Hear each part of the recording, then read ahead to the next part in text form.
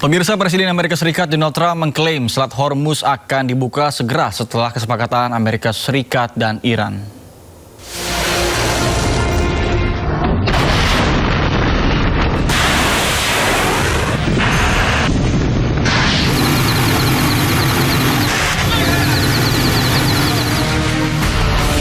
Presiden Amerika Serikat Donald Trump menyatakan Selat Hormuz akan kembali dibuka untuk pelayaran segera setelah Amerika Serikat dan Iran menandatangani nota kesepahaman atau Memorandum of Understanding yang tengah dibahas kedua pihak.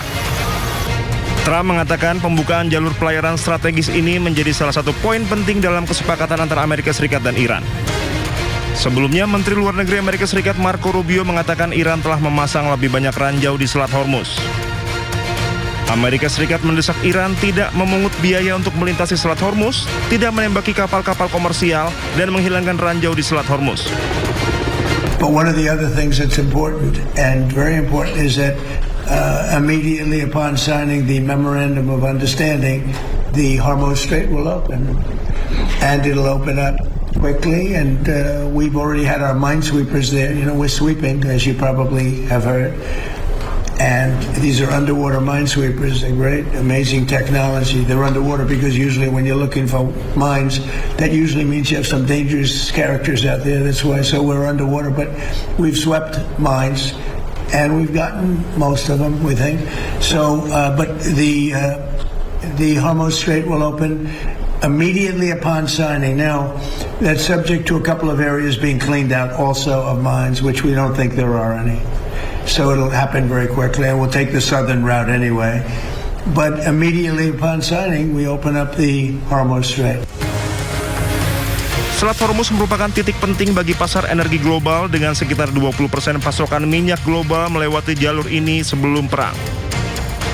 Lalu lintas kapal tanker minyak melalui Selat Hormuz telah anjlok akibat perang Amerika Serikat dan Iran yang memicu gangguan pasokan terbesar dalam sejarah.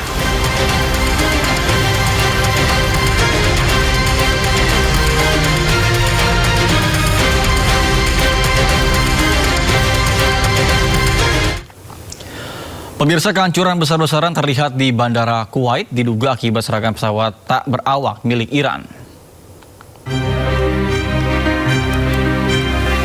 Kementerian Dalam Negeri Kuwait pada hari Rabu merilis rekaman yang menunjukkan kerusakan luas di Bandara Internasional Kuwait menyusul serangan pesawat tak berawak Iran yang menyebabkan setidaknya 63 orang terluka. Lubang besar di salah satu terminal bandara terlihat dengan puing-puing berserakan di sekitaran area tersebut. Bahkan Menteri Dalam Negeri Kuwait, Sheikh Fahad Al-Sabah, mengunjungi Terminal 1 menggambarkan agresi Iran yang keji. Pihak berwenang menangguhkan operasi bandara selama beberapa jam dan mengalihkan penerbangan untuk sementara waktu.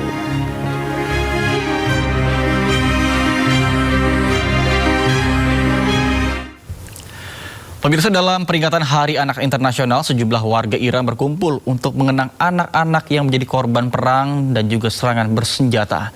Keluarga dan juga kerabat memajang foto-foto dan barang-barang milik anak-anak yang tewas dalam berbagai konflik.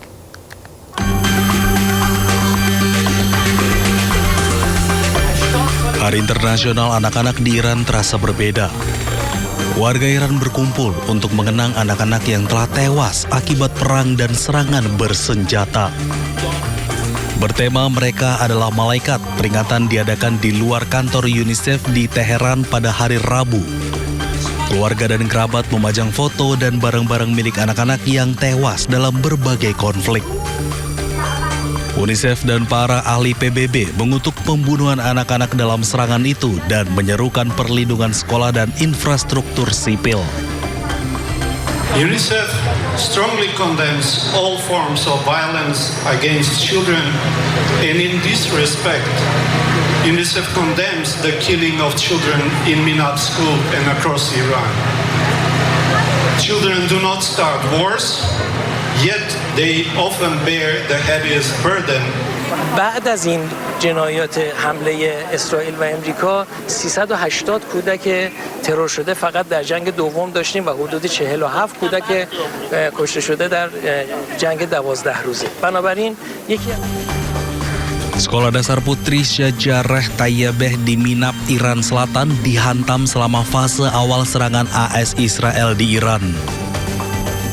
Iran menyalahkan Amerika Serikat dan Israel, namun AS mengatakan sedang menyelidiki insiden tersebut sementara Israel membantah sengaja menargetkan warga sipil.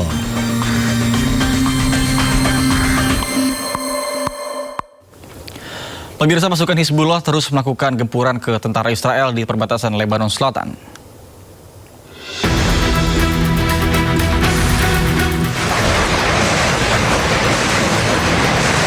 Serangan ini merupakan serangan balasan yang dilakukan oleh Israel sebelumnya ke Lebanon Selatan. Roket-roket yang diluncurkan oleh Hizbullah memiliki daya ledak cukup tinggi. Tidak hanya roket, pejuang Hizbullah juga melancarkan serangan menggunakan drone.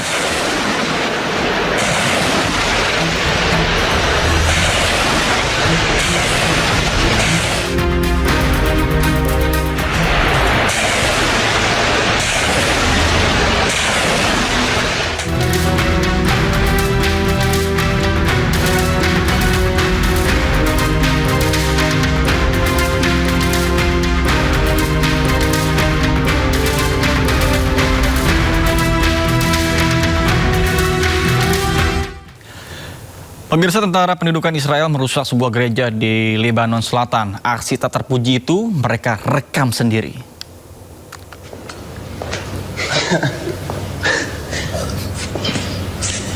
Dalam video yang tidak disebutkan lokasi pastinya ini, tentara pendudukan Israel membagikan momen saat pertama kali mereka memasuki sebuah gereja di Lebanon Selatan.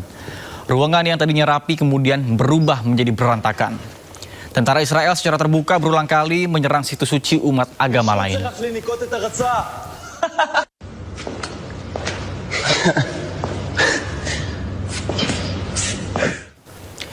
Pemirsa, untuk pertama kalinya Senat Amerika Serikat meloloskan resolusi untuk menghentikan perang melawan Iran. Dewan Perwakilan Rakyat Amerika Serikat mengesahkan resolusi yang menuntut diakhirinya perang melawan Iran dengan suara 215 berbanding 208.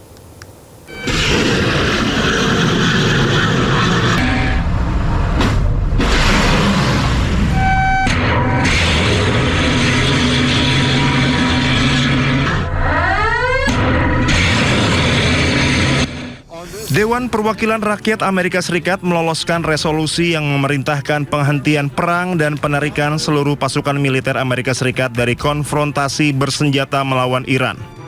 Resolusi ini bertujuan membekukan total seluruh operasi tempur melawan Iran sampai adanya otorisasi penggunaan kekuatan militer resmi yang dikeluarkan oleh Kongres. Hasil pemungutan suara menunjukkan kemenangan tipis bagi penolak perang dengan 215 suara setuju melawan 208 suara menolak. On this vote, the yeas are 215 and the nays are 208. The concurrent resolution is adopted.